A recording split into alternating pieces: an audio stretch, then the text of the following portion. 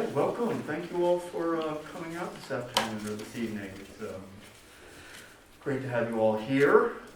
My name is Clark Buckner. I'm the director here at Telematic Media Arts, and I'd like to welcome you to Regeneration Art and Architecture, a panel discussion featuring Danielle Siembieda, John Randolph, and Vic Etienne, speaking about and out from their common project, the Flyline. Today's event is co-presented by Art and Climate Action, and I'd also like to welcome and introduce you to Devin Bella from Art and Climate Action, who will be helping to lead the discussion. So I'm going to let these all introduce themselves further, and take it away. Welcome. All right. Hi everyone, welcome. Thank you all for coming. Yeah. It's awesome to see you. It's also mostly all women, which is actually really cool. And so creatives, let's go. So I'm Danielle Siembieda, and welcome again to this exhibition. I've been really fortunate to work with Telematic Media Arts, led by Clark, on this exhibition, Hybrid Futures. And afterwards, there'll be some time for you to check things out, ask questions, spark some curiosity. Just feel free to be pretty organic about it. Thanks again for that. So I want to introduce this team that is here today because we are actually quite a larger team in terms of the initial development of the Flyline. But the three of us, this is John, Vic, and myself, as we had mentioned, came together for a big journey a couple of years ago, and really was inspired by this fascination for this place that looked like another planet. And I don't know if you can see this image here. Does anyone know what this image is of? Has anyone ever seen this in person? No. Okay, how many of you have ever been to Burning Man? Okay, like about half. Okay, so this is this. So Burning Man actually bought this a property that is near Fly Ranch. We'll talk about that in a minute. But on this property is this artesian well that is actually a man-made well that looks like something from a whole other planet, and it just really gives and evokes this idea of otherworldliness.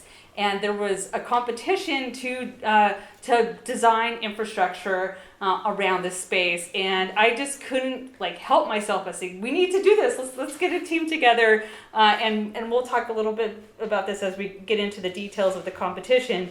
But as we developed our larger team, we narrowed a little bit more in scope in terms of the three of us who were able to just go out to Fly Ranch as semifinalists of the Land Art Generator Initiative competition with Burning Man, and we're able to really experience the site and meet the scientists, the native peoples who lived on that land, the Paiute people who lived around that, the stewards of Black Rock Mountain, and all the different stakeholders that were really important to this space to think about how to actually build something with an ecological footprint.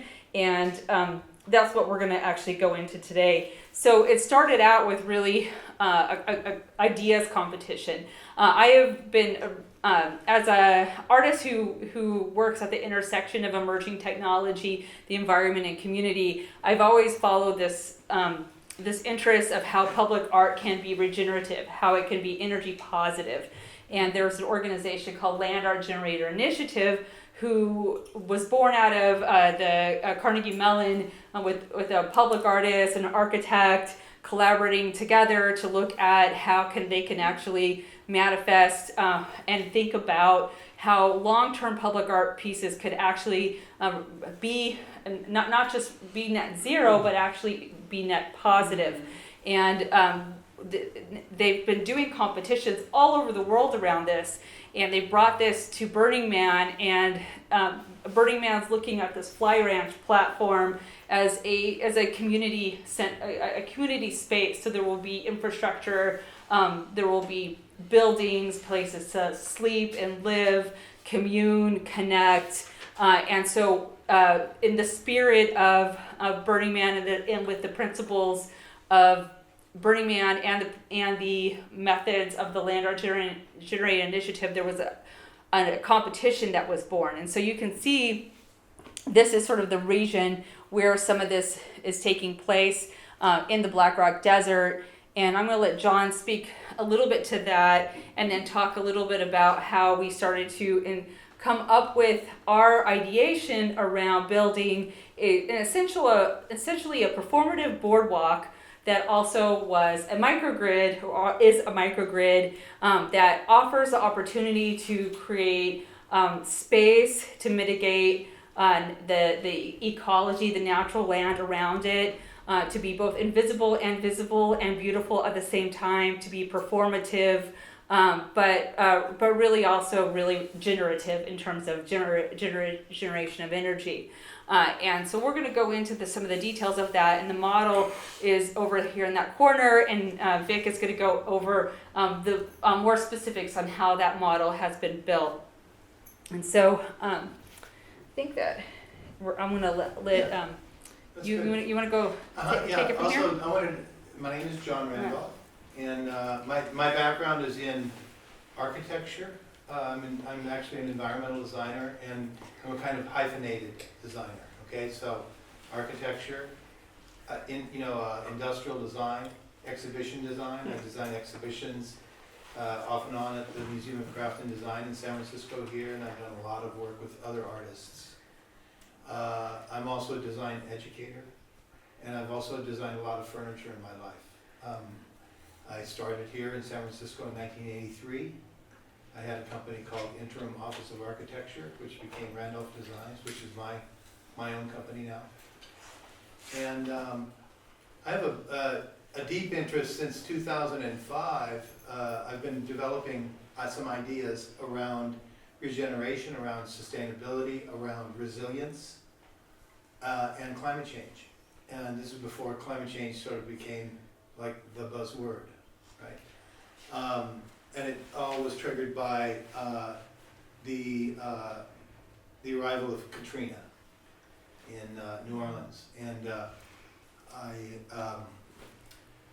used to go to New Orleans a lot, and I saw the radical change that occurred there when that happened.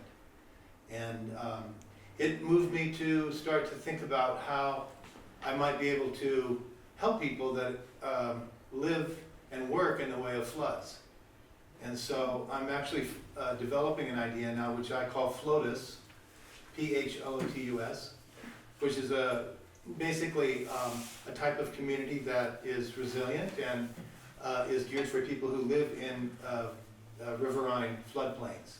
And so I'm working on projects right now up in Sacramento River Delta, and I've just been added to the board of Isleton's Historic Preservation Committee, which has been quite interesting because it's allowed me to get a good window into all the underserved communities along the Delta up in that area, and it allows me to get even closer to the possibility of actually building some of the things that I've designed and working with those communities. So that is an easy stepping stone into this kind of work right here.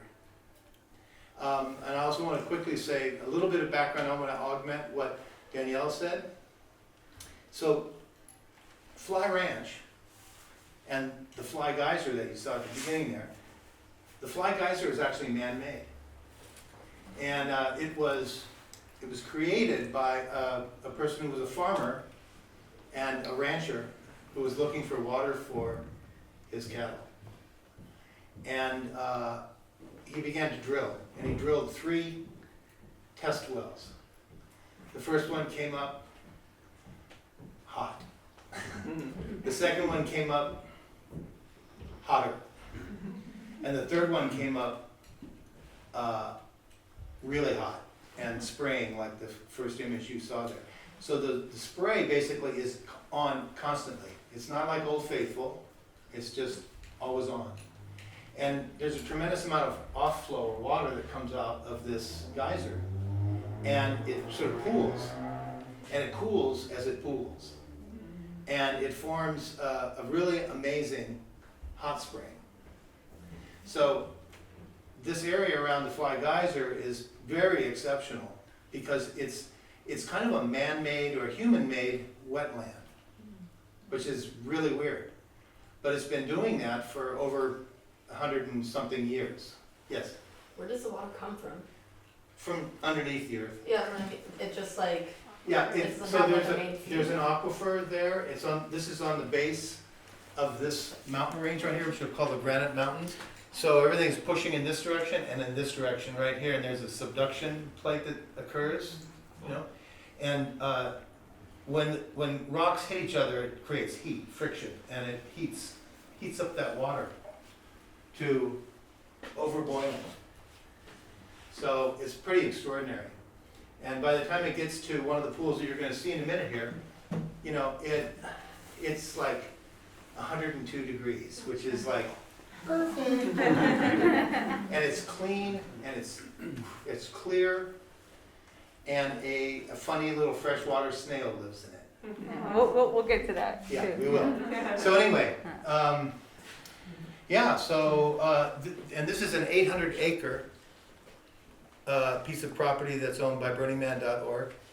And the site was broken up because this is an international competition, and the site, you'll see in when I get through these slides here, was broken up into sectors or places where everybody that submitted, they were allowed to pick the place that they chose to, to work.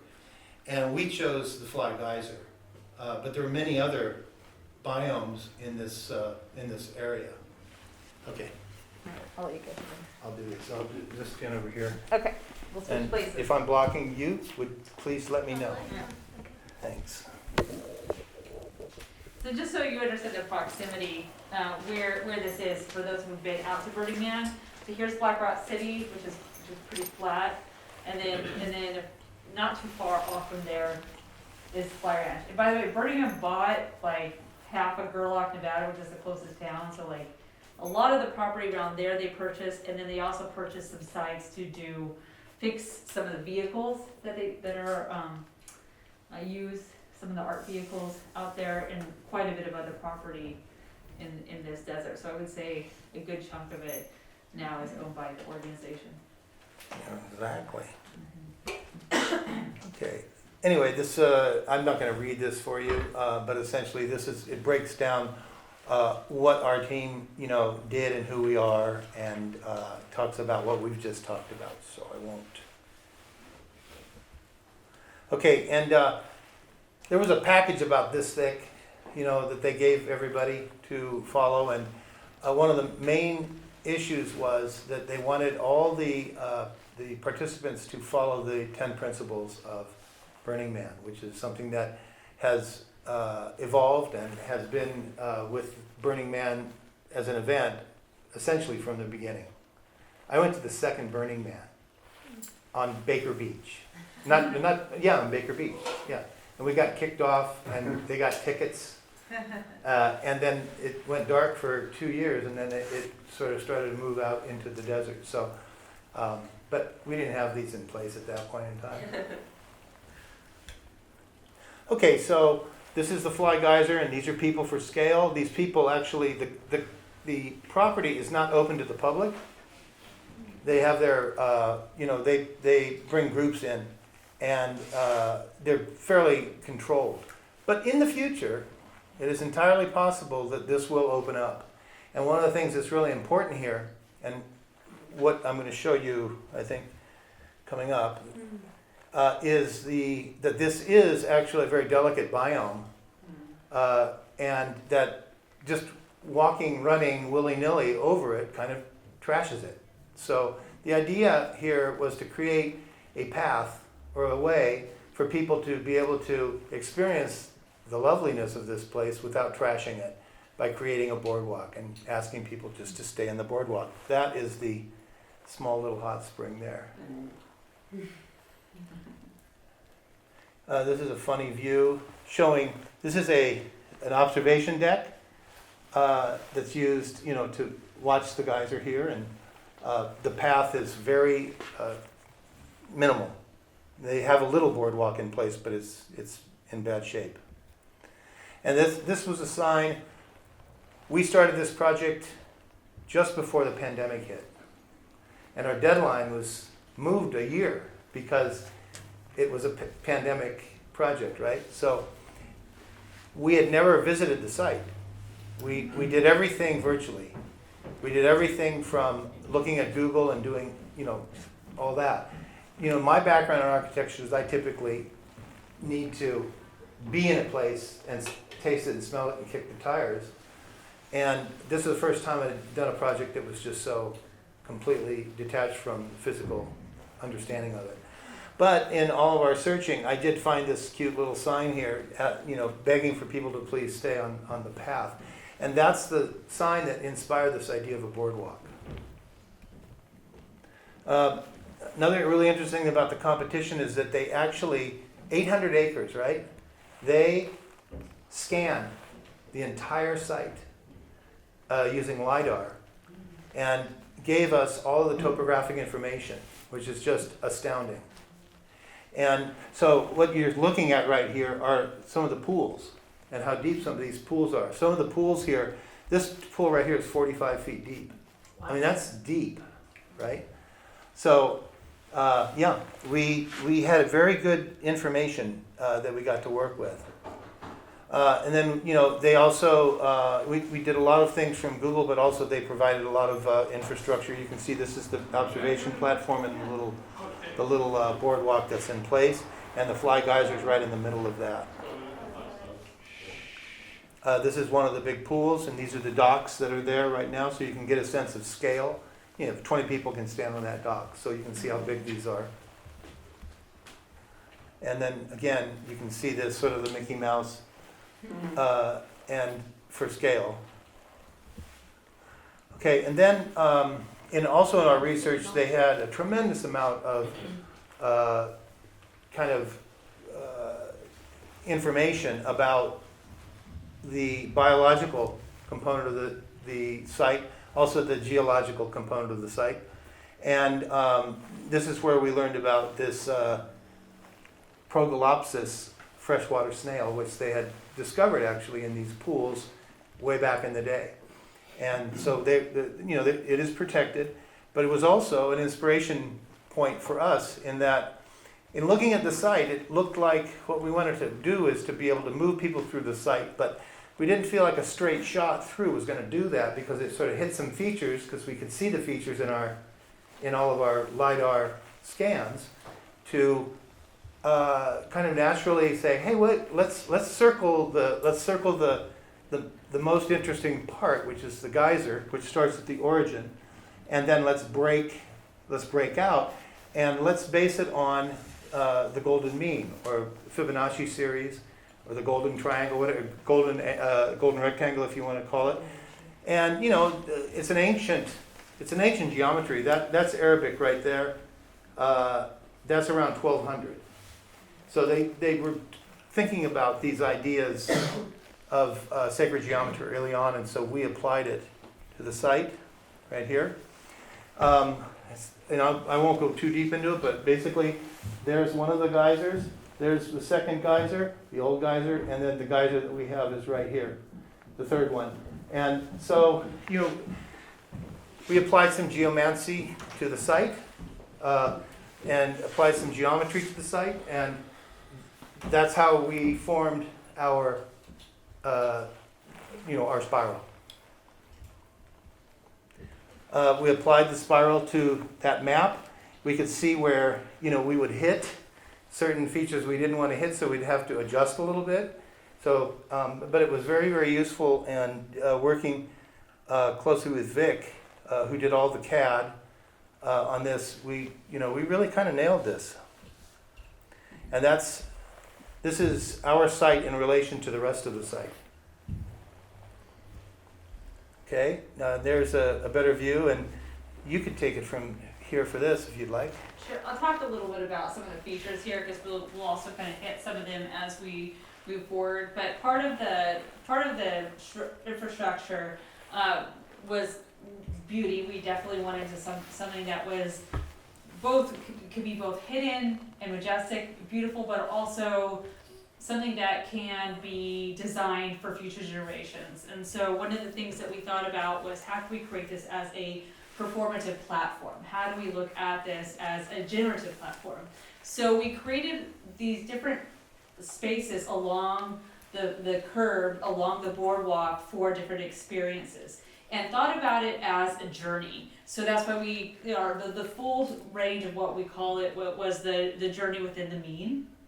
And so part of this was thinking about like, how does one person come onto the site, and then what is their experience like? Aside from just like a normal boardwalk where you would go to any other ecological place and be able to mitigate the land, there would be an arrival and a welcome station that would allow for you to collect power, for you to be able to have wayfinding, and for you to be able to perform at that particular welcome station. We were thinking about what would happen if you had a specific genre or grouping of people, and that you wanted to actually have a performance as that welcome. So rather than just having a welcome sign, you can have both a welcome sign, but you can also have somebody in character, in costume, in ceremony, in performance. And however it is in your particular community, you allow for people to arrive and come in. So there was that welcome station that allowed for you to have both energy and water. So this was both to actually be able to refill, and also to power up, and to actually mark and come in within that ceremony. And then we had other pieces in here. I'm going to kind of briefly mention some of them as we're coming through there. We had a pavilion plinth, and this was inspired by the Serpentine Pavilion competition that happens in the UK and London, where different pavilions are built, I think it's on a biannual basis, that are temporary but also beautiful and bring in a competition. So how do we actually continue to bring in this international community, thinking about how do we continue to have the conversation about architecture and design on the site. So there was a larger plinth that you'll see in this section here that you can actually tie onto and build a temporary structure. And this could be used in lots of different applications, from thinking about disaster shelters, just thinking about interesting materials, and how can architects come together and come up with these different temporary designs for shelter. And so you'll notice that in some of these sections here, and this isn't up on there, there's other sort of points that we were asked to tie into, because the competition was looking for shelter, they were looking for energy, they were looking for water, agriculture, waste, community. How can we all do that together? And this was really meant to be in collaboration. I thought there was a slide up here, maybe a little further on. I did mention that there was a larger team. So our team right here is three of several. I'm the artist on the team. We also had a engineer who was a solar engineer, and a builder who also right now is really more specializing in microgrids.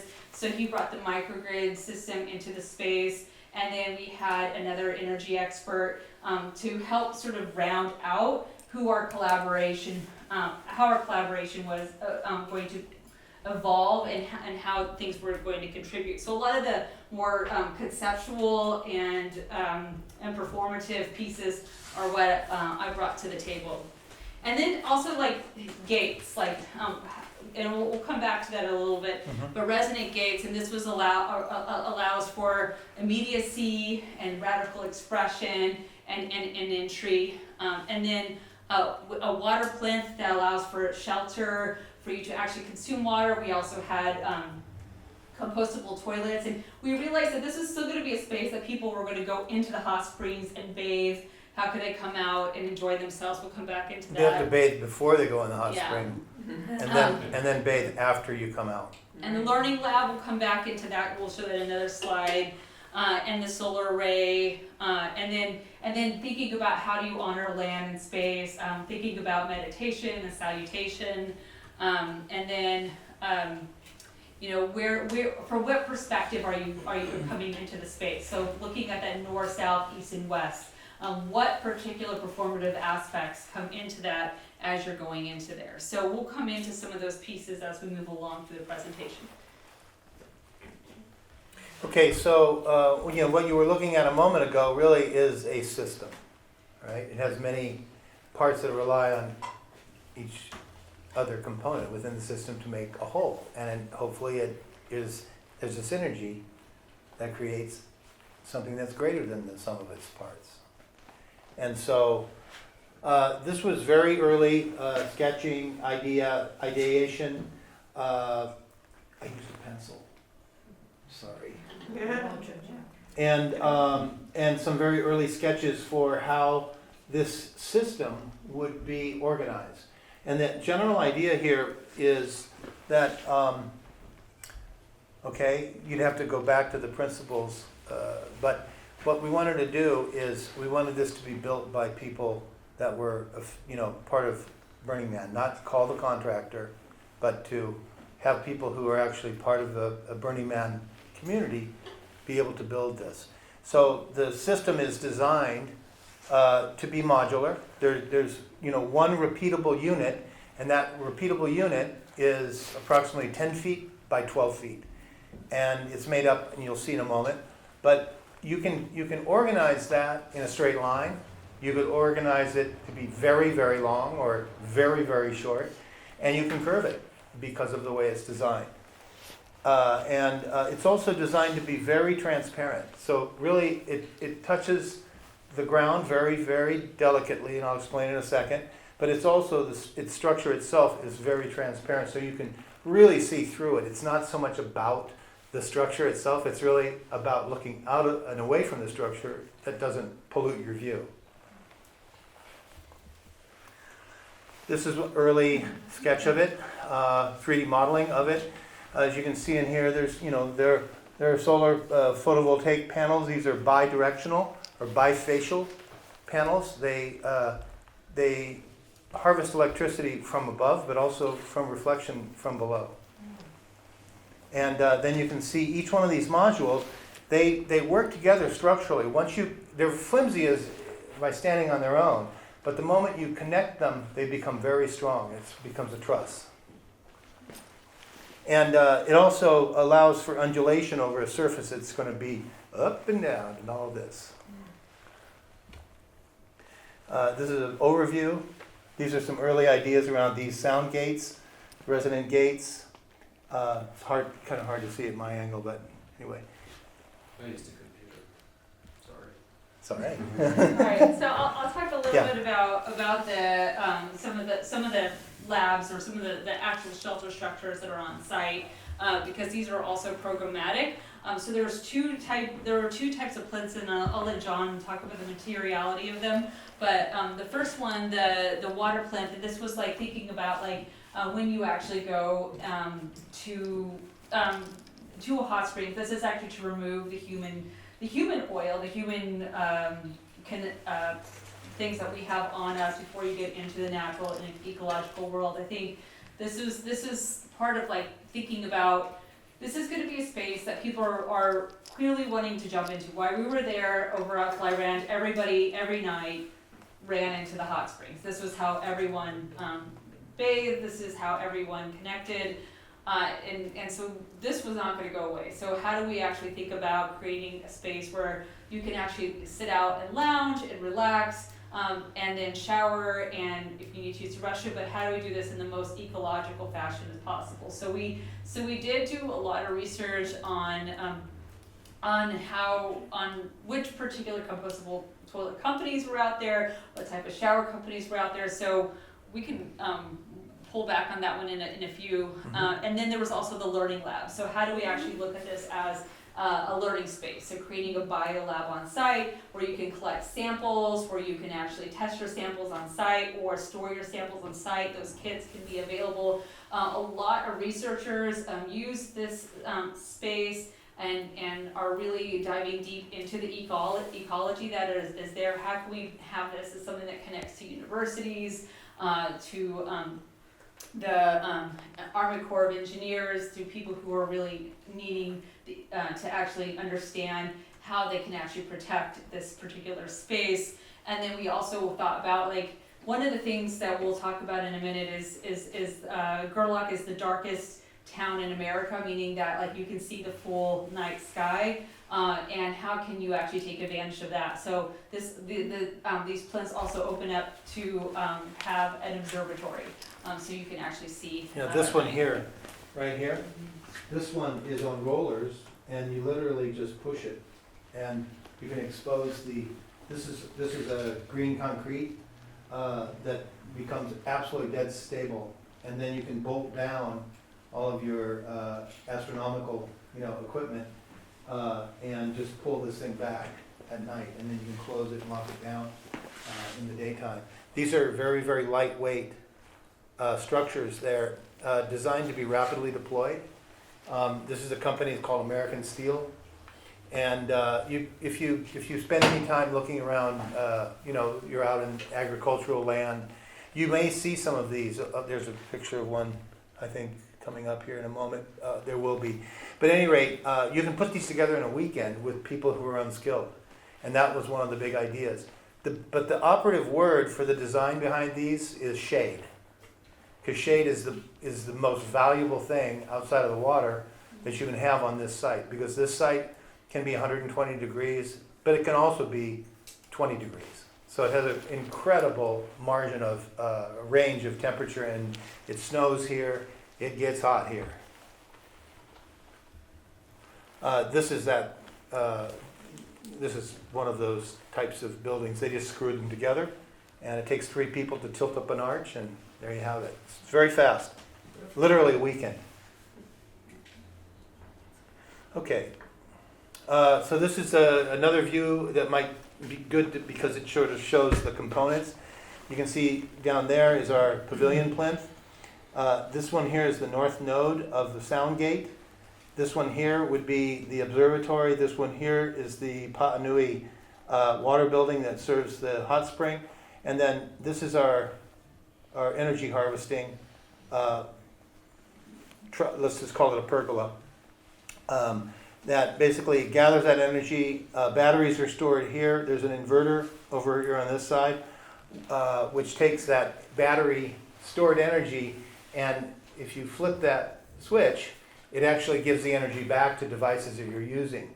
And one of the things that we're going to be doing in this, if we ever get it built, is we're going to actually be using vehicles for our batteries. So the batteries actually will charge in these vehicles. You can use the vehicle, electric vehicles. We looked at getting Nissan Leaf vehicles, which were cheap. They have big batteries. They're older. They're not expensive. They're much cheaper than a Tesla Powerwall. And you could use that, or you can use it to drive, but you can also use it to power anything that goes on inside of these structures right over here. Yeah, and I will also say part of this is that there's a system that we were looking into. It's called Decibel, and I think the company's called like Ocasio. Yeah. And this is actually a really good solution for places that have no power anywhere near it. I learned the other day that there's 16,000 homes on reservations and native lands in the U.S. that have zero power. There's no power to them. There's no power getting near them. Right. So 16,000 is a lot, and then they said it will take 15 years to even get any power to those homes. And so with the microgrid capabilities and the microgrid technologies, this is good for both disaster mitigation, really being able to have something that can be independent and on site, but also is really important for native lands and for people who have no access to utilities or electricity, because this actually allows for that particular thing to happen. And I don't know if we have another resonant gate thing. Do you want me to We do. mention that? Okay, You cool. will. I'll let you do that. Jump in at that. The other thing I wanted to point out, we specified that we would plant one very large tree that will grow and grow over time, shade, and then this works it works its way out to the south node, which is another gate. There's actually a parking lot right down in here, and then over here we basically designed in a campsite for larger RVs and all that crap, and then this would be where the pavilions and parties would be done. And then right here is the Fly Geyser, and that's the observation platform for the Fly Geyser. Yes? Oh, go ahead, you Oh, have a question. no, you go first. A scale, what are we talking about for scale here? How Okay. wide is the disc? 700, Diameter is 700 it's- modules, so Yeah, 10 foot long. Each one of these modules, yeah, is 10 foot by 12 foot. The length from this point down to, let me see, the southern node from here up to here is over 1,000 feet. We have over a mile of path. And then it's about 700 feet in the other direction. So, you know, it's kind of like, trying to think about what it would be like, you know, city blocks. Be big.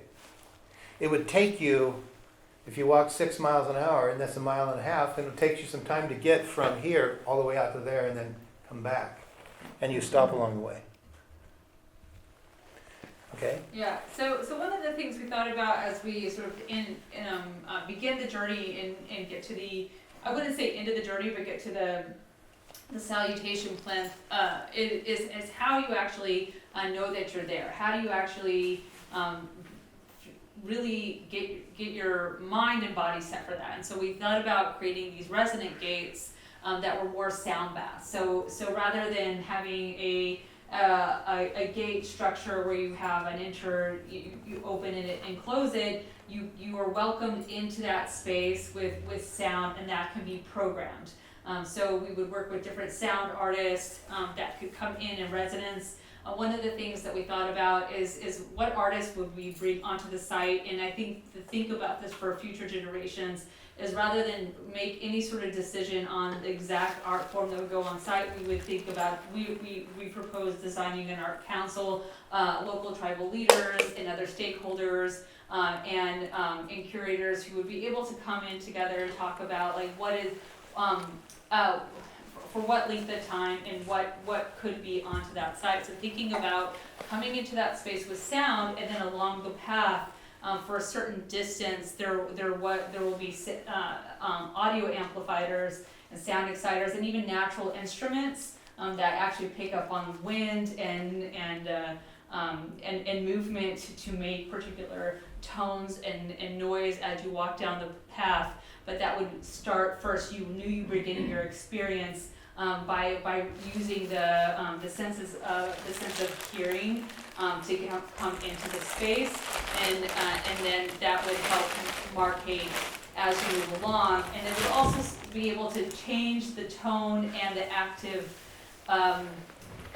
thematic of what that journey was going to be like, because you may have something that is meant to be soft and sensual and calm and slow, but then there will be times where something needs to be loud and strong and urgent.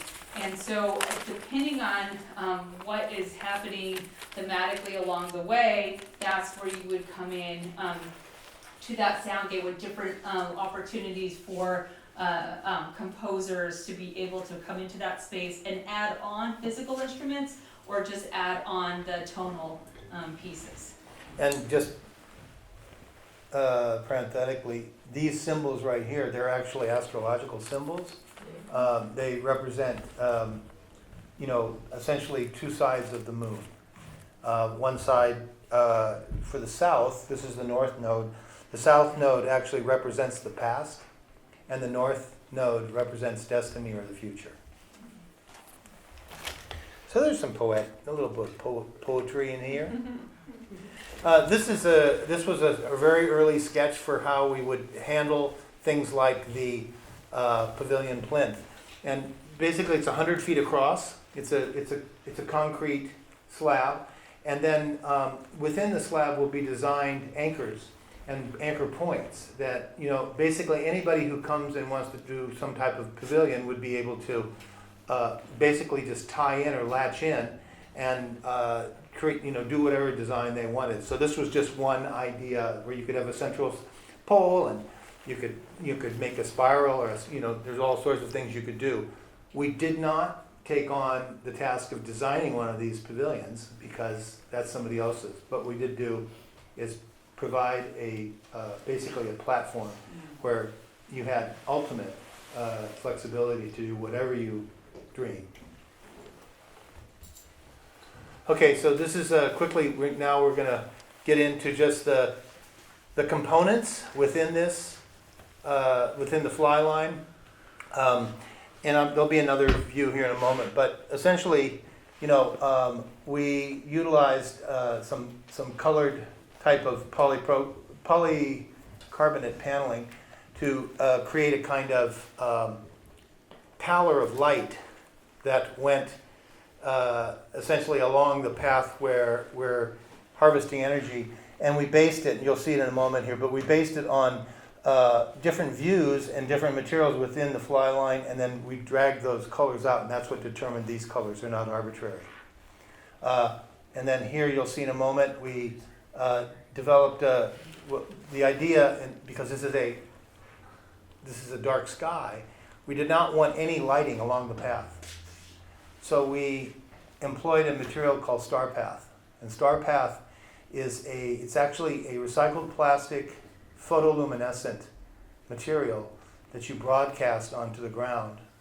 You can make it stick with a biopolymer, or you can just broadcast it, throw it out, and it charges all day and it glows all night. And then here's the other little secret trick. The idea was not to drill into the ground, meaning to drill holes, have a pile of dirt, and then fill the thing with whatever you're going to do to hold up your system. These are called ground screws, or they're also called helical anchors.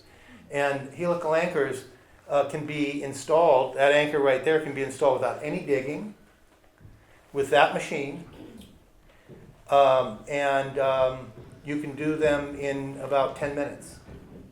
So, and that's a fairly small device, so you could literally just drive out you just drive out and put up your temporary shoring just as it is and just build it and then drive back.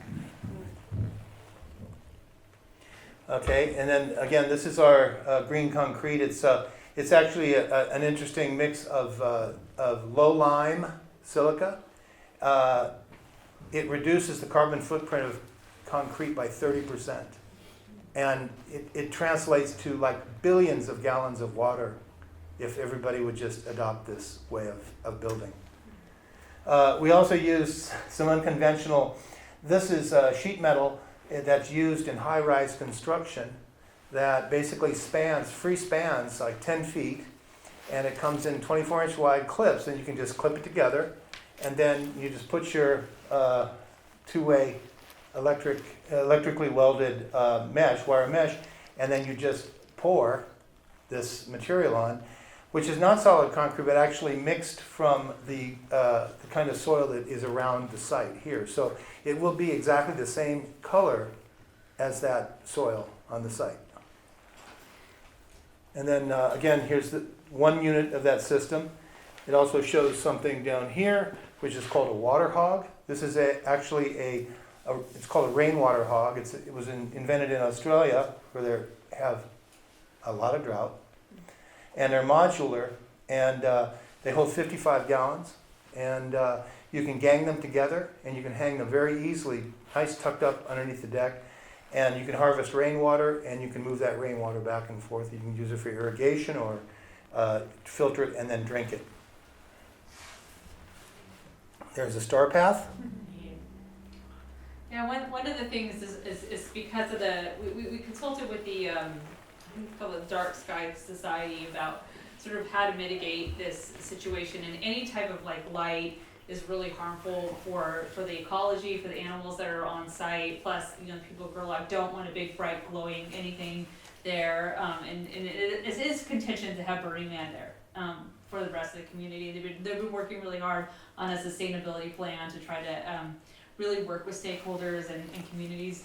So in the daytime, it blends in with the natural site, but it looks like more of a bioluminescence at night. Okay, here's our potty.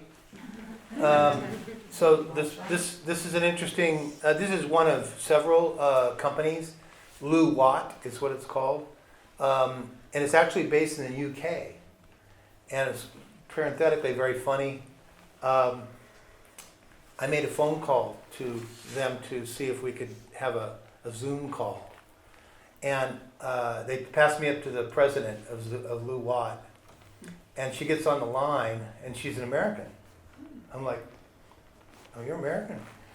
Where are you from? And she goes, well, I'm from San Francisco. I used to be a journalist. I used to be a journalist at this magazine called Dwell. Anyway, so Virginia Gardner. And then what happens is, so this toilet here separates basically the solid waste and then the liquid waste into two different compartments, and then you can, and then it's separated by bags. And then there are these cartridges that are set up. Then you have these cartridges that are reusable. You can change out the cartridge, no muss, no fuss, take the other cartridge away, and you can then put it into something here which is called a digester. And this digester will basically break down the solid and also break down the liquid and will convert it to green gas.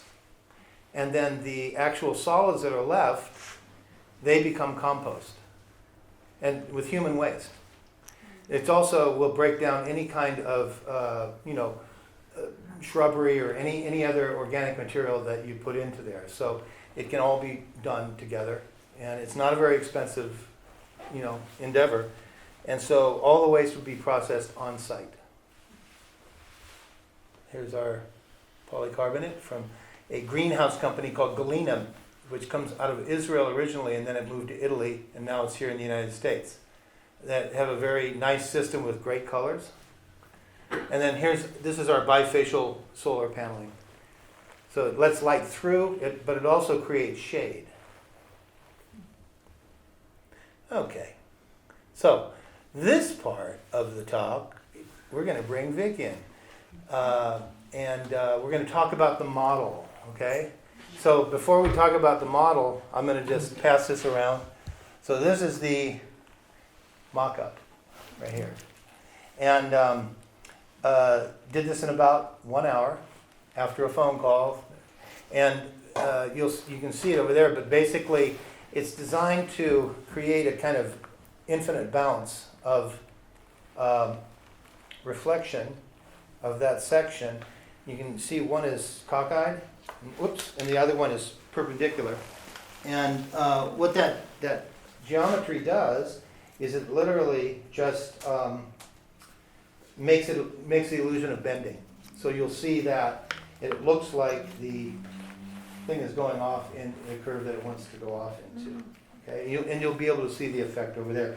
But you can also see the effect if you go to the side that is 90 degrees to you and look over the top of this, you'll be able to see the effect.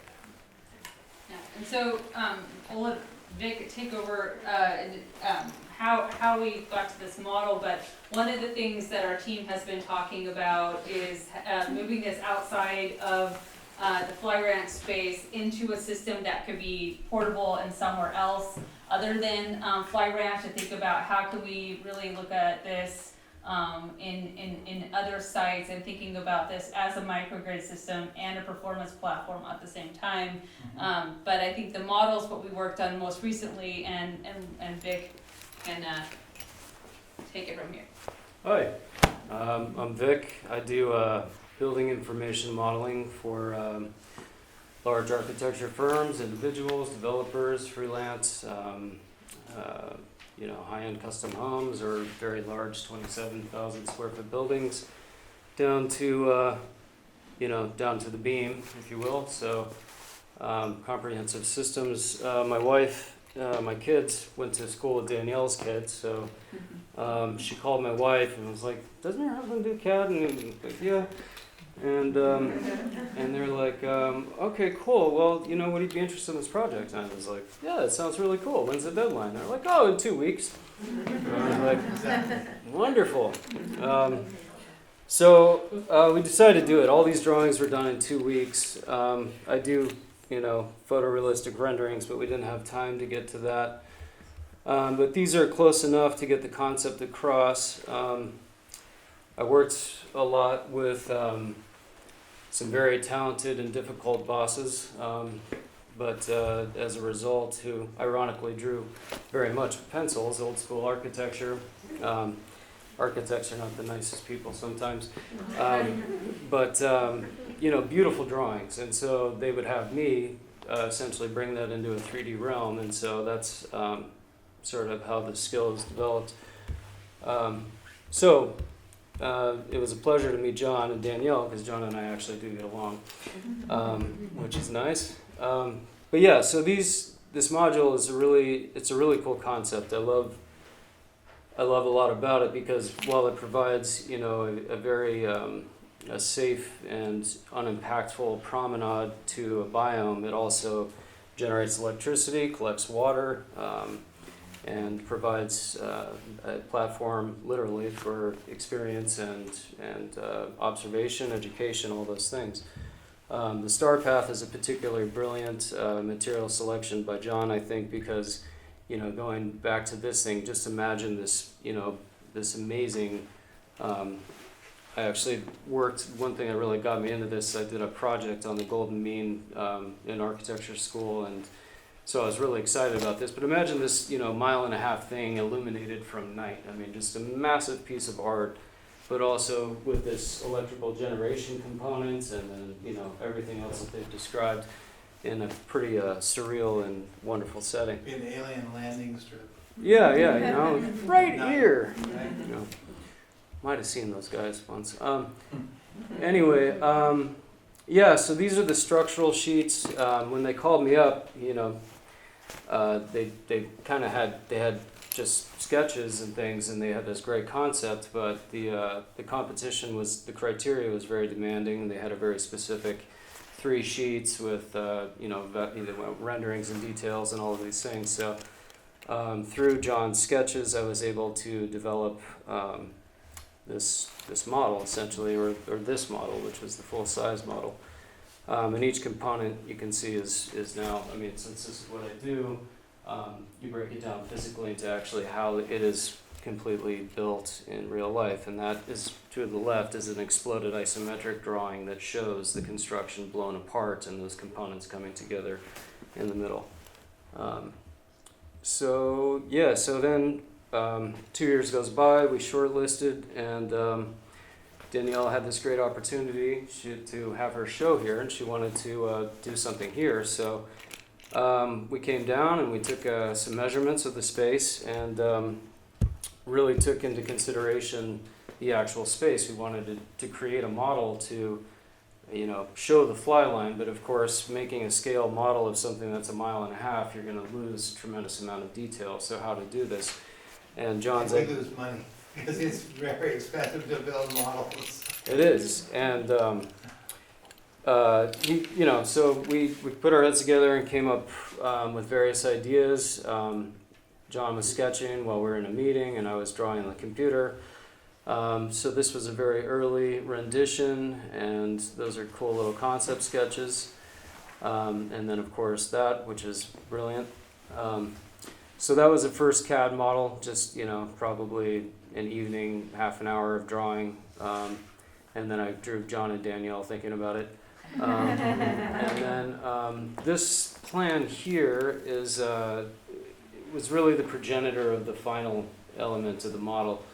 And we landed on a 1/2-inch scale architectural model because a 1/2 really gives you the view of the detail of these various components, and so how to create a physical model that is going to describe a thing that can be as big or as small as you want. That's the beauty of a modular system, is you could be completely at right angles, it could be in curves or whatever. It can be, a city block, or it can be 1.5 miles. It can be installed anywhere. That's the beauty of the system. So how do we kind of, translate that into a 1/2-inch scale model? Well, the going into an infinity concept was really awesome. And then it was like, well, clearly there's a night component and a day component, and we wanted to represent the type of biome that it would be in. So we've landed on these computer monitors in the background of the cabinet that simulate the biome of where this thing could potentially be installed. And so then it came into 2 weeks of really late nights. This was so in generating the 3D modeling of this, these are the various components of said model. So we have the canopy and the truss systems, or these are the truss systems, and then the braces or the beams and the helical piles, etc. So it's a custom sprue sent out to get 3D printed, and then just kind of building on that design, we needed a destination plinth, if you will, where you can we're presuming like a dance performance or something is happening there. And then this was the working sketch that took us all the way through, or took me all the way through, and that's me staring at my plywood, thinking, how the hell am I going to do this? And so I'm just going to rattle through a bunch of process shots here, not going to take too long, but these are just showing various elements of the cabinet coming together. The first mock-up of the platforms assembled. These are my drawings here, and you can see that they exactly match in scale, which is always fun to see. So the 3D printed component, what you're showing, yeah. Correct. The canopy's there, and then the elevation here, and then getting excited about, there's my half-inch scale people, And they kind of look like that. Reminded me of this drawing from super long ago. Where is it? Sorry, that one.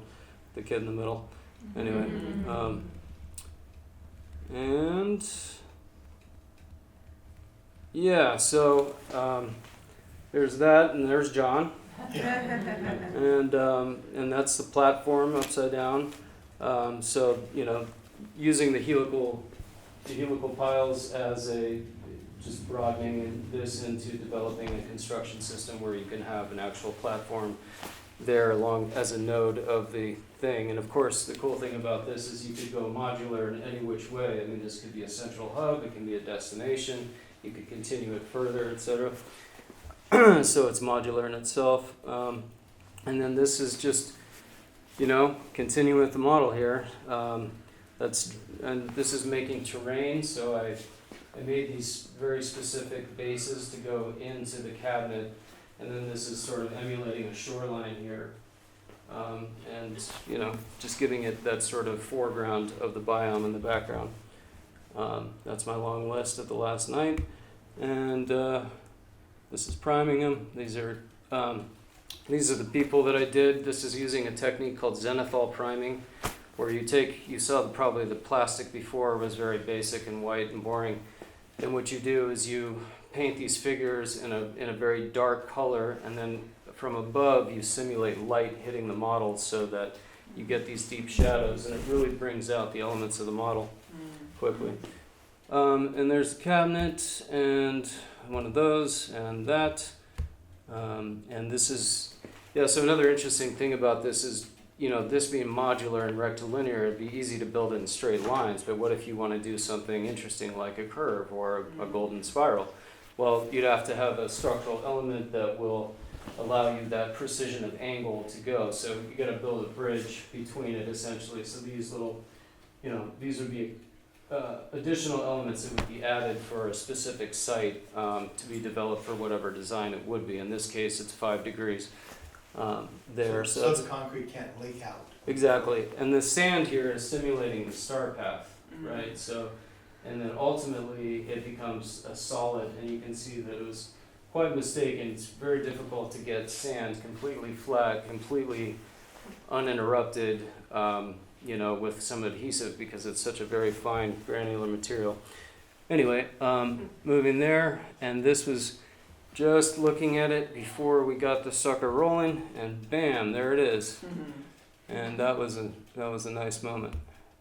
And there it is. And we selected the idea of putting a monitor behind each one so we could actually change the biome at will. Mhm. So we can do desert biome, or you can, if you want to do in the city, you can do it to anywhere you want.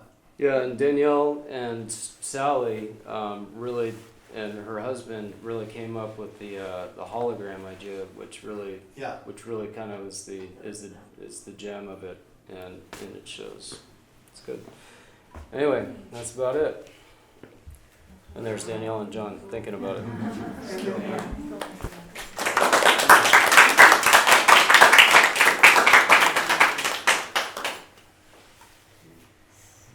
Any questions? So, quick question, how was it received?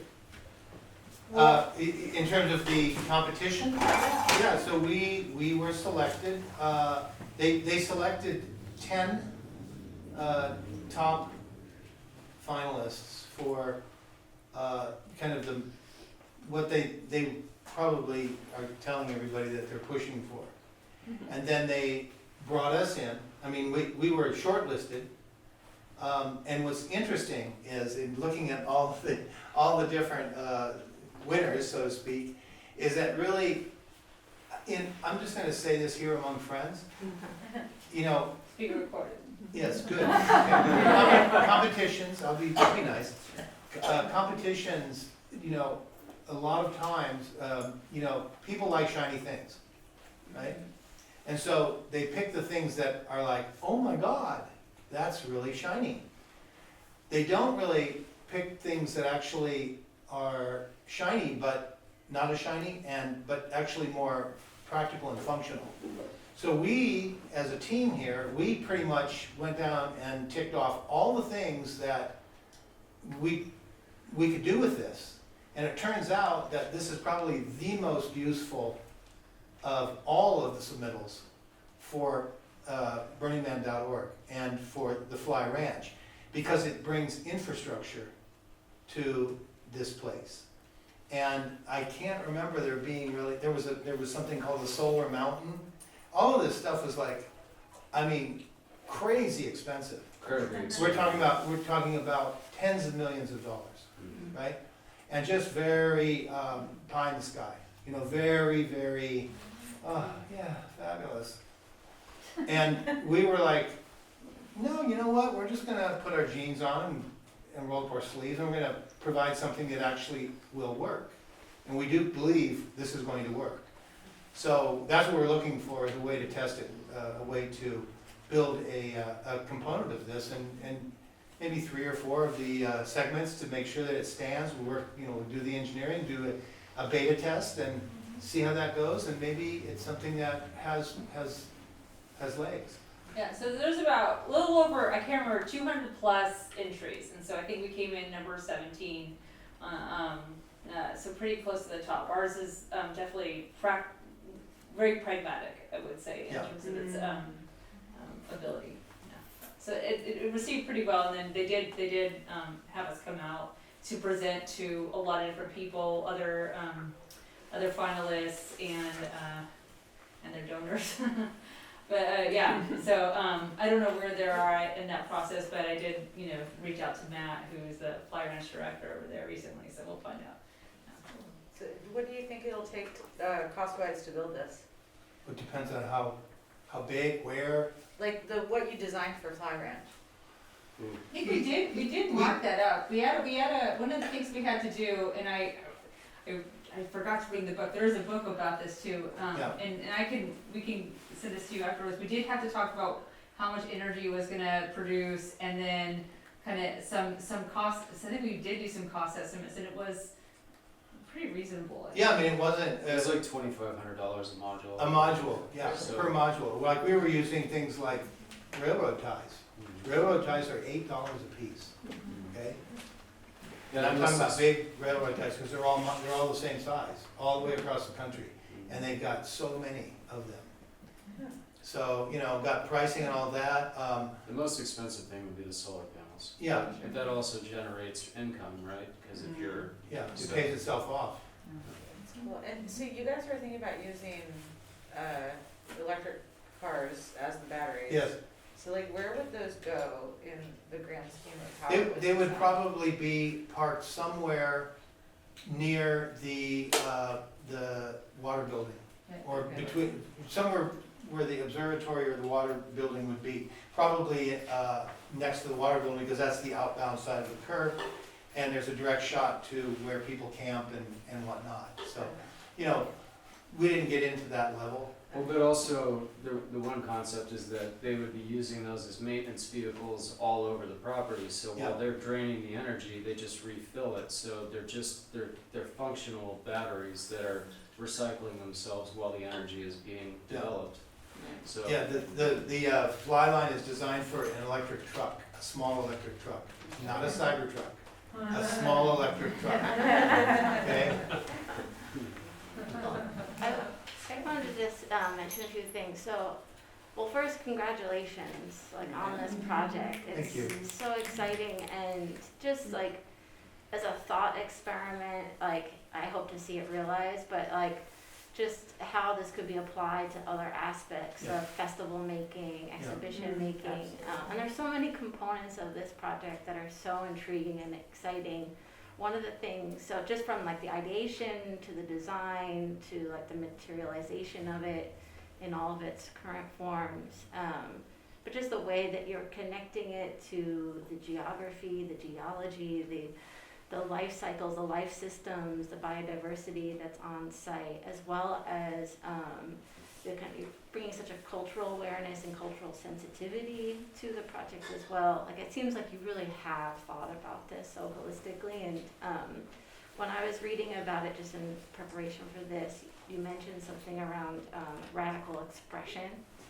And I was wondering if you could talk about that a little bit, how just I think where we are in terms of art and climate, just the space that we're thinking about more broadly, like how to update and adapt our systems, our buildings, our infrastructure, our operations. But I'm curious around this like programmatic side of it and how that's being nurtured, how radical expression is being nurtured, not only through the design, through the site itself, but through the architecture or through the programmatic pieces, like how it's activated. If you could talk about that.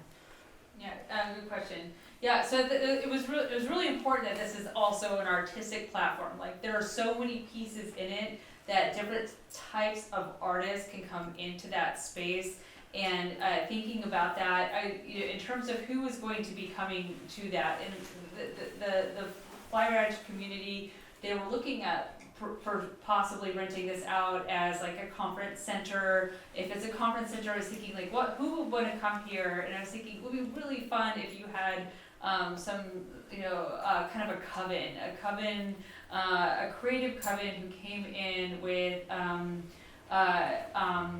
spirit and energy and thought about how that they can actually use this as a journey for their whole community experience. So there was elements of it where you could add in augmented reality, you can add in the sounds that are important to the history or to the future. That it doesn't have to be something that's in the present. It can be something that is non-existent. It's something that you only want to imagine it could be, and to think about on the Sunset Plinth, how could a dancer, a performer, a theater company use that as a space? How could you look at the Welcome Center as something that would have your own language and messaging coming into that node? How could you think about just the slowness that you walked along the space, the formation of what you did in that, and then how you can leave that for the next group of people. And so because there's this philosophy of those coming onto space also of not leaving anything behind, there's also this opportunity to think about how could you leave that piece of magic, that piece of yourself, or of your community on that. And so having something that is generative, that adds on to and is co-created as time goes on, allows for something not to have permanence. So there's a lot of impermanence in the space architecturally that allows for updates, which is as anyone who works in renewable energy or technology, you have to update things consistently. This is very updatable, and then on top of that, you also have this ability where that artistic platform is not stuck in one space. It continues, and then that history can then be archived and then connect in and move forward into the next grouping of people who want to share that expression. Yeah, you could literally, this is the other part of the self-expression, or the radical expression, and that is that you could easily demount this entire installation, because the ground screws are reversible, and you can reuse them in other locations. You can unbolt and take it away, and leave the dirt behind, and reuse. But the other part that is interesting is this idea that this installation could be grid agnostic. It could be plugged into the grid and giving energy back when you don't use.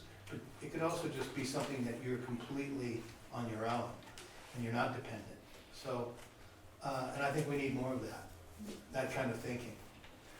And I think the modularity is the strength of it as well, so like, you know, you could create a structure, as John said, is temporary, but you could, you know, to have a specific aim, so like, you know, if you were doing like, I don't know, chakra study or something, so you'd have 7 nodes on this journey, right, or something like that, and you could, it's literally open to any kind of design that you can conceive, which is the beauty of the modularity, right, so it could be educational, it could be very science-based, it could be very emotionally based, whatever in between.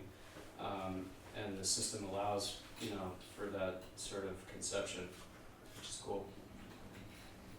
So I was also I was just thinking about, it's like a radical empowerment, what you were mentioning also, or like empowerment as a form of radicality, and that also you were mentioning too how like the Fly Ranch staff or folks that work on site would also be empowered to make updates, or to like almost be kind of, you know, they would be provided with a new skill possibly that then could also they could bring forth with them in their work if they leave the Fly Ranch, like just thinking about that as an opportunity for also just labor and work and like the opportunity for education too seems also quite radical too.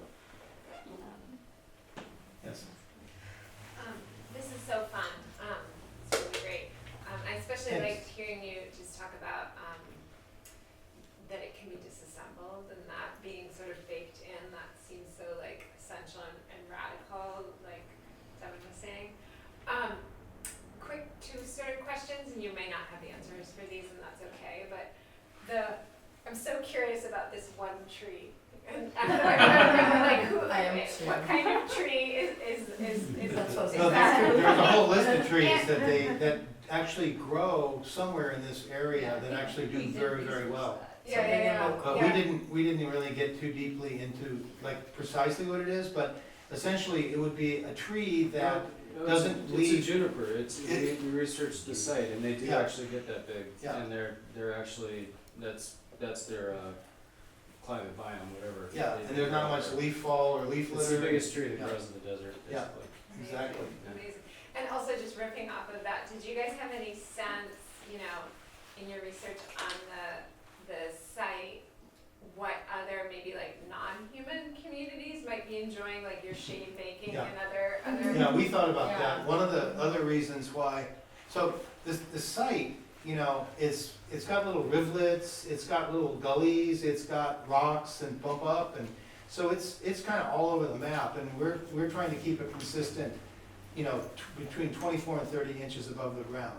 The reason we're doing that is because the building code tells you you don't need a guardrail if you're 30 inches or under from the ground. So, which is really nice, saves a lot of money, and people can just kind of sit there and enjoy it and not be obstructed. But to answer your question, these little gullies and things where you have an elevated boardwalk provide ways for animals to get under and through. So you're not cutting them off. And there are areas where, you know, a deer could go. So, you know, there are these places. And we did think about that. Yeah, just how they might enjoy the shade. Yeah, well, just the shade alone, absolutely. The other good thing is that, snakes don't crawl up you know, these things. And there are snakes in this area, right? So Yeah, there's snakes and there's, what do you call it? scorpions. Yes. Scorpions. Yes. Scorpions. Yeah. There were scorpions everywhere. Yes. Yes. And snakes. And there's wild horses. Yeah. There's a lot of wild animals. Like when we were there was wild animals Yeah, everywhere. We saw them everywhere. I mean, there's gonna be wildlife coming on, but for, you know, it's really meant to go under the site, and it's durable. I mean, this is not, none of this stuff is delicate. It's meant for you know, very outdoor use. But I think it also provides structure. Again, like it's hot water. Like it's not as potable as like you would think of in other kind of water catchment areas, but yeah, I think it would be like that. Maybe Yeah, worse. and also the color of the walkway, the path is the same color as the dirt. But the nice thing about it is it doesn't have rocks and it doesn't have bushes and scrub and all this on it. Plus it has this bioluminescent or this electroluminescent material. And not electro, that's the word I'm looking for. Anyway, it glows in the dark. And what's cool about that is that you can see critters on the path at night. Yeah. Because it is disruptive. I mean, it's a common trick, not the glow in the dark part, but the light colored concrete is a common trick in places like Mexico and these areas that's very, very hot, where you do have critters that are, you know, that don't get along well with humans, and you want to be able to see if something's in front of you, you know. So this is something else we thought out. And the quality of the data that they provided was really cool. Wow. I mean, there was literally, I think, tens of thousands of data points shot on the property, and I mean, my computer chugged for like an hour and a half just importing this, but generating the site model was comprehensive because, like, I mean, it literally, I don't know if you can go to that one that John had, but, and this is, you know, it's not rendering, it's just a raw data image. It's down here a little bit, down further. Keep going down. Yeah, There, so that right there. right there, that's literally a topographical site, and I get this from clients all the time, but this was of course a unique thing, and you can see that you know, these are in 2 or 1 foot intervals, so Yeah. the point is we were able to get the design without any demolition of the natural Go site. down 2, or I think it's 2. Keep going, keep going. So we wouldn't be demoing any Watch, trees or keep going rocks down or. until you get to the next one that looks like that last one. Mhm.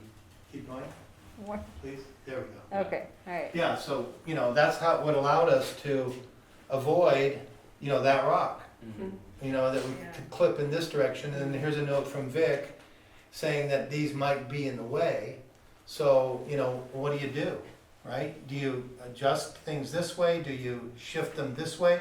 Do you raise this up a little bit and then clip that, you know? We're trying not to come in here and break things, you know?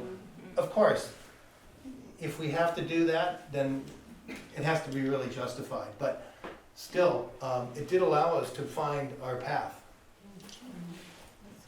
And it was fun to lay, you know, just to put the 2D golden mean there. I like geeking out on precision, so it just really is mathematically exactly what it would be at that Yeah, it's scale, very which is precise. kind of fun. You could build it from what we have. Yeah. Yes. I was a little late, so I apologize if we covered this, but it seems to me that you got something that requires no temperature regulation. Is that the case? I can't think of why you would want to regulate outside of the fact that, you know, the ground is light, so it's not absorbing a lot of, you know, solar energy, and there's shade in parts of it, so you're never really barefoot, but, you know, at least your thongs won't melt in 120 degrees, and there's no air conditioning needed. No. There's a nice breeze through this, you know. And your mechanisms don't need any No. temperature. No, they don't. Yeah, all the joints are such that they can move. And, you know, slide if you have expansion and contraction of materials, like metal expands and contracts faster and more than dirt. Okay, right, so, yeah. I was also curious, just, I mean, I really appreciate the interdisciplinary nature of this project, and with all of you coming to this project with different backgrounds, different areas of expertise, and especially, I'm thinking this maybe from the perspective of an artist who's thinking about renewable or regenerative, creating with that's maybe energy positive. You know, what kind of takeaways would you have, or what advice would you have for kind of entering into something that might be complex beyond like a traditional artistic training? Yeah, I mean, like that's a good question. I like that challenge. You know, of thinking of complexity. I mean, that's really what is very exciting and not knowing. But it really is about finding the right team and finding people who have very different points of views and very different skill sets than you. I would say that our whole team, including Raj and John Starter, who's not here, and Eckhart, we all have very different personalities, brought very different things to the table, and very different ways of working. I think the three of us were probably the most passionate about this project, and that's why we want to continue on with it. But there was a lot of learning curves. We had to learn each other's language and each other's styles, and I know my Leonardo people in the room know this quite a bit, the art science kind of stuff. But I think that you know, when it comes to looking at this, something that I've always been very, very interested in as an artist, and this is what I did when I was in graduate school, is like I have this big problem, and I still do, with the whole renewable energy information system, green technology industry. It's not being transparent in its inception, ideation, to design, to implementation. It's being very engineered centered, with very little community input. There are very few, if there are artists on their teams, there's very few and far between, and there aren't a lot of artists who are going and pointing this out and investigating this and trying to explore this. And I think that's what's always drawn me to Land Art Generator, because they were the first artist collective. They're an artist collective that put together a renewable energy kit for artists, so artists can start to learn about renewable energy, because it's actually not that easy. It's not that easy to understand. It's not that easy to approach.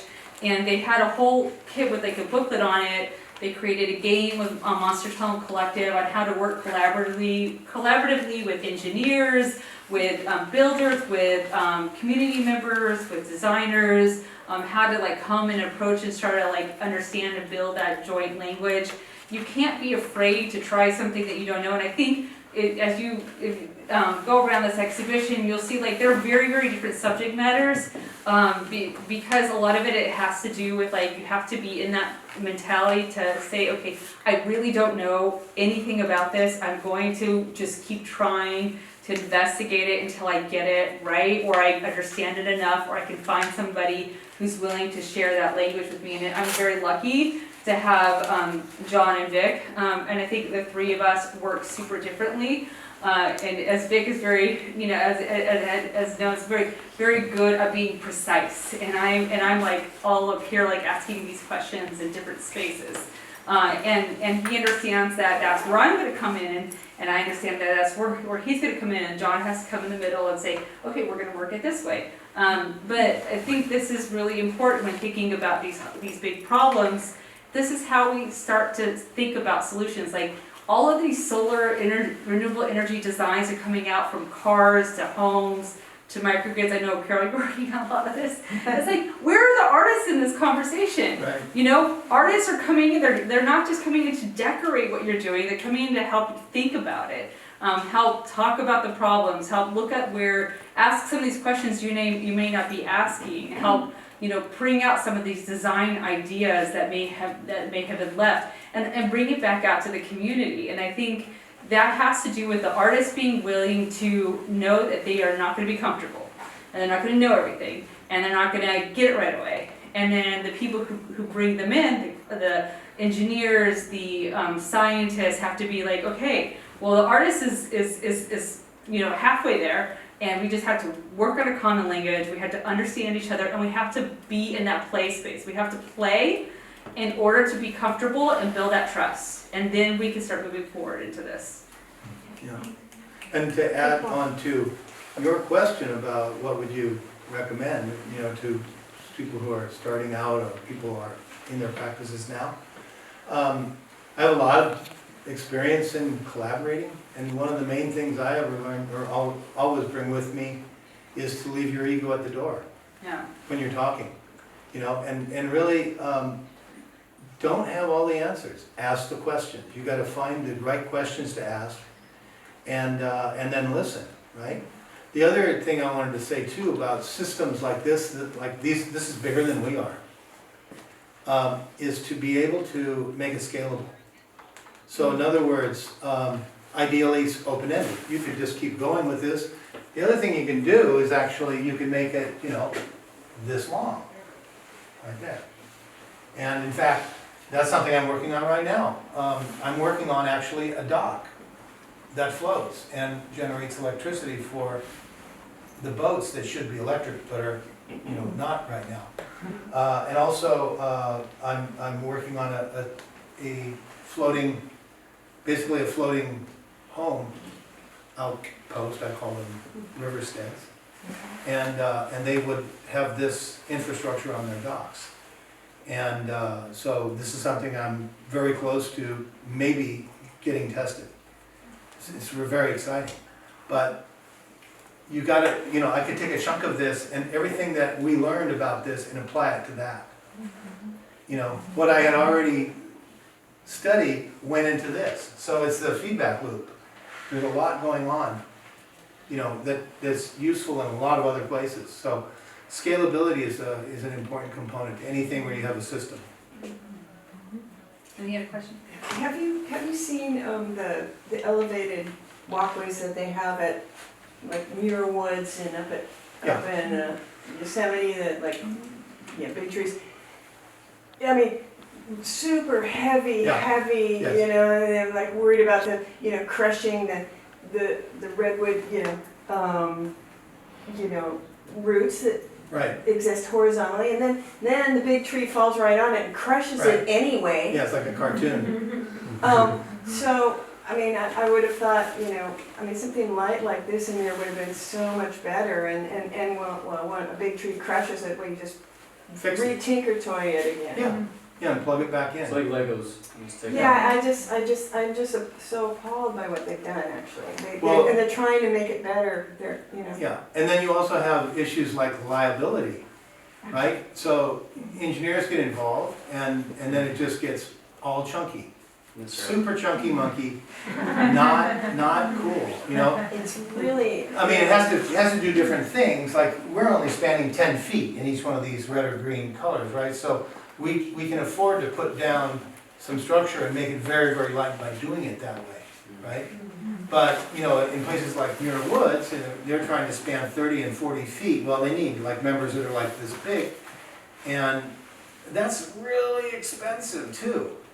So are you saying they couldn't use, you don't think they could use something like this? well, no, I think that they could, they just have to think differently, They want to call the truck in with it's a 40-foot truck, they want to get stuff that's all going to fit on the 40-foot truck, and, and build it that way. And, I have to say, we're also talking about, people that aren't really thinking in novel ways about construction, because this is what they know how to do, and this is what they do, and you're not going to tell them any different. So it comes down to how they're designed, it comes down to how they're built and how they're priced and how they get moved to the site and how they get put in and how dangerous or easy is it. It's really complex. Yeah, so much building industry is based on, you know, standardized structural framing, and stick framing is Yeah. like the lifeblood of the construction industry. I mean, it's still very difficult to sell people on steel studs, even though they're twice as efficient, and et cetera. But The good news is, see, this is on private property, right? mm, So, oh, and we didn't mention this, but one of the reasons that we also put a boardwalk in here is so that people in wheelchairs could get out to see this out here, right? And they can do that here. This is designed for the Americans with Disabilities. It's actually it's gonna fly line. And so, you know, you have to always sort of think about the building codes.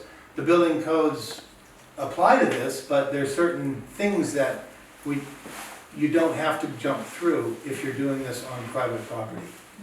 Certainly, the approval process is a lot different.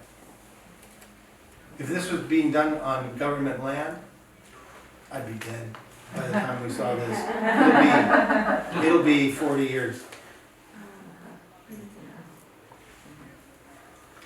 So, thank you everybody for coming out and for this conversation.